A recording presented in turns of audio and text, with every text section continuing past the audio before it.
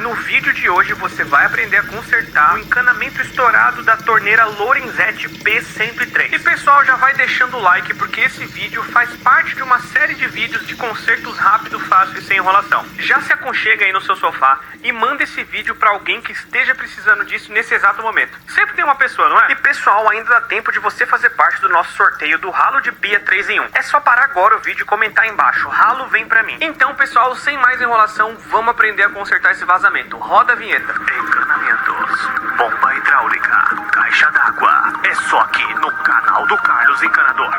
Pessoal, eu sempre falo aqui da importância do manual, então